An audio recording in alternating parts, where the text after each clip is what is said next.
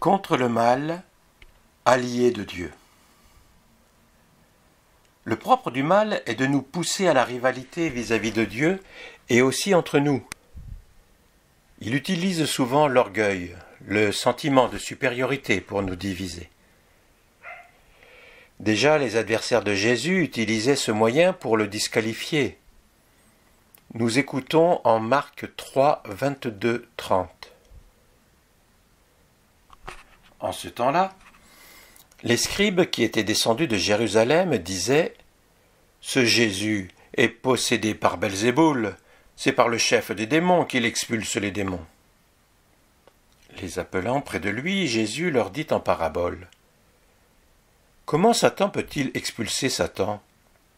Si un royaume est divisé contre lui-même, ce royaume ne peut pas tenir. Si les gens d'une même maison se divisent entre eux, ces gens ne pourront pas tenir. Si Satan s'est dressé contre lui-même, s'il est divisé, il ne peut pas tenir, c'en est fini de lui. Mais personne ne peut entrer dans la maison d'un homme fort et piller ses biens, s'il ne l'a d'abord ligoté. Alors seulement il pillera sa maison. Amen, je vous le dis, tout sera pardonné aux enfants des hommes, leurs péchés et les blasphèmes qu'ils auront proférés. Mais si quelqu'un blasphème contre l'Esprit Saint, il n'aura jamais de pardon. Il est coupable d'un péché pour toujours. Jésus parla ainsi parce qu'ils avaient dit « Il est possédé par un esprit impur ».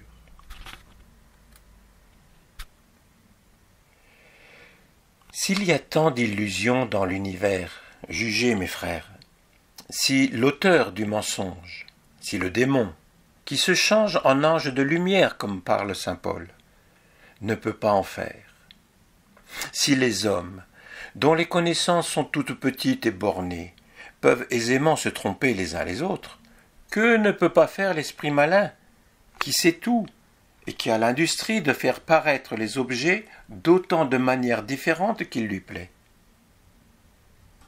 Voulez-vous savoir ce qu'est pour nous le mauvais esprit? Il n'est qu'illusion et tromperie. Il nous persuade tout ingénieux qu'il est, que nous serons heureux si nous réussissons en ceci et en cela.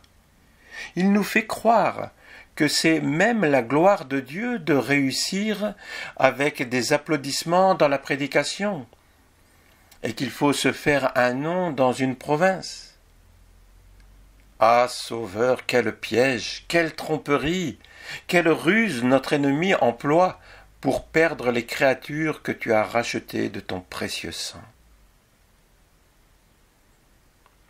Voyez-vous bien, mes frères, c'est ce maudit esprit d'orgueil qui possède ceux qui désirent être élevés et avoir la direction sur les autres.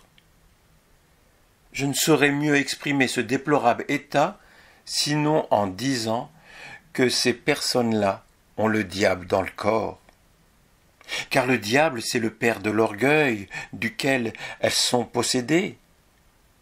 Ô mon Dieu, quand un chétif esprit en est venu là, qu'il est en un misérable état, et qu'il est digne de compassion. Voyez-vous bien une autre difficulté qu'il y a pour se maintenir dans le même état de vertu auquel on était avant d'entrer en responsabilité, à moins de travailler incessamment à s'anéantir devant Dieu et à se mortifier en toutes choses. Car autrement, le moyen que le soin et l'embarras des affaires ne le distraient d'aimer Dieu, de s'unir à Dieu par l'oraison et la récollection.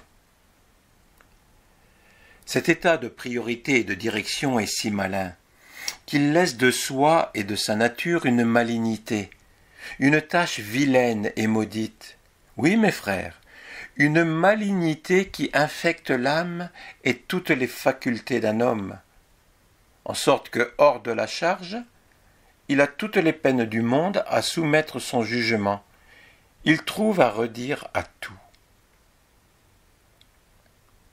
Le principal de notre Seigneur était de travailler pour les pauvres.